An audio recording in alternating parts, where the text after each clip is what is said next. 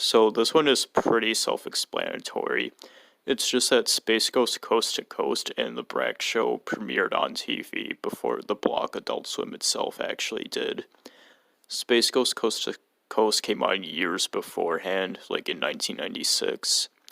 And then the Brak Show was just on a little bit before Adult Swim started.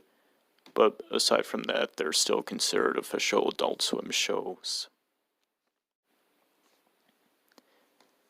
Ever since Kraft Punk made his debut in the Eric Andre show, people have wondered who it is. Some say it's Eric himself, some say it's Hannibal himself, most say it's somebody else who worked on the show. You know what it is, he's his own person, there's no outfit. But anyway, not too long ago now, the person who most likely is the real Kraft Punk, an article showed them saying something that along the lines is, anybody who believes in that they're Kraft Punk is Kraft Punk. So there you go. This is a very simple one. It's just that a few years ago now, there was a commercial on Adult Swim promoting Sonic the Hedgehog. It was sponsored by the official mascot itself and the company. The Twitter account probably helped put them up to this. And this is aired a lot from what I remember, even though I kind of just forgot about it. And it's for a very big franchise, so this one was pretty much commonly known about and easily findable, even though it's not really heavily talked about anymore. This is another somewhat self-explanatory one that's not quite as commonly known or thought of and could use a little bit more of an explanation. But all it is that Space Dandy aired on Toonami on Adult Swim before it aired anywhere else. Even in Japan, it aired here first on Toonami. So technically considering Space Dandy is original programming to Adult Swim. 4 a.m. is the time slot on Adult Swim that's most known for when they air their more weird and disturbing things. It's typically scheduled as off the air, but it could be something else too.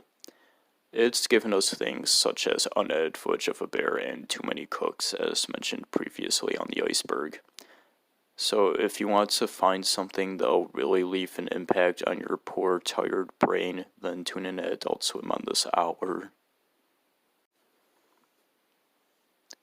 Like some other big bumpers, like the Dawn Is Your Enemy, Clarke is another one of those that looks like it was made to be as strange and disturbing as possible.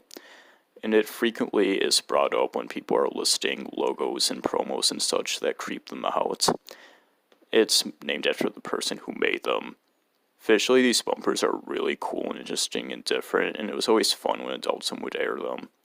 While not quite as known as, say, The Dawn Is Your Enemy, it's still pretty infamous.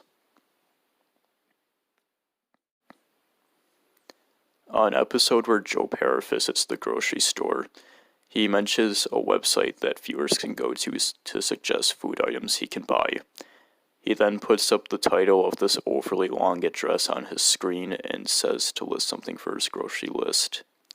It's just another one of those fun little extra layers of depth and interactivity that Adult Swim sometimes adds to their shows. It's really cool and neat of them. It also gives me vibes similar to Seth Rogen's Phone Number, but a bit different. Adult Swim has always been pretty notorious for having long gaps in between the seasons of their shows. Almost anybody who's watched the channel can relate to this and talk about it. This has even gone for their currently most popular stuff, such as Rick and Morty and Eric Andre, the latter of which has just recently been announced to finally be coming back. Other shows like Super Jail have had this happen to them, but the most known and infamous example is probably with the Fincher brothers. That show was on the air for a long time for a reason. And it wasn't at all uncommon to go online and see people complaining about it and wondering when it will ever come back.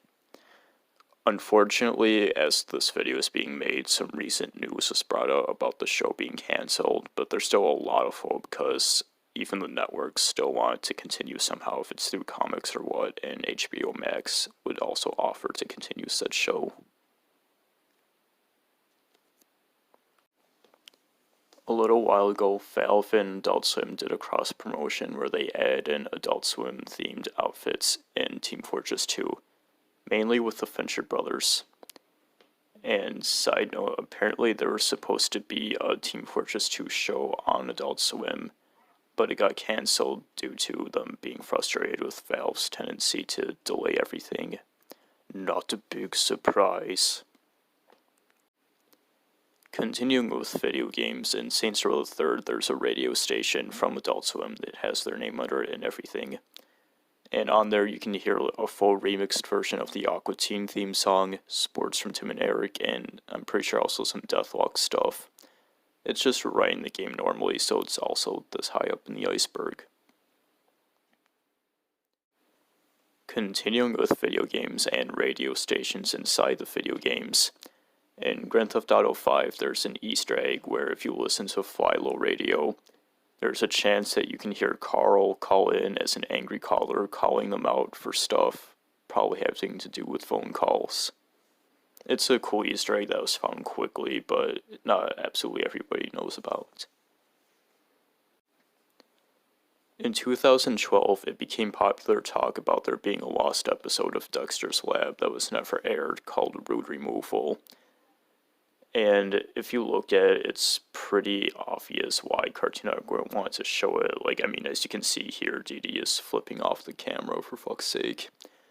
And in there, the rest of the episode isn't too bad. It's just a bunch of, bleeps covering up words, like in that one episode of SpongeBob and Rugrats.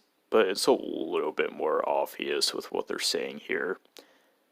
And surprisingly, it became big news during that time too that Adult Swim actually managed to show the episode and it blew up on YouTube and stuff. Surprisingly though, it seems like a lot of people have either forgotten or just don't talk about this anymore, and unfortunately it seems like it's at most regard to crappy reaction videos on YouTube of people hamming up their feelings of it. So why don't we remember this a bit more nicely? Not too long ago now, Adult Swim started airing reruns of Adventure Time. Yes, under Adult Swim, you would see their logo in the corner of it rather than Cartoon Network. This just came as a little pleasant surprise, and it didn't last that long either, but it was still pretty cool to see them, airing a Cartoon Network show on their thing, and that it was Adventure Time, no less. It wasn't too far after it ended either. And it also just goes to show how, the shows on Cartoon Network really are, mostly for everybody, when they're good at least, and how there is a much more older audience that loves this kind of shit, and how the cartoons are for anybody to view. But yeah, this is mainly, a forgotten thing now because of how fast it was, but it was pretty popular to talk about when it first happened. And that does it for the surface. If things seemed a bit dull until now, then that makes sense, but thank you for making it this far. I'm telling you, though, that next time is when things start to slowly get more interesting and dark and mysterious and cool. So please stay tuned to see it all. Thank you.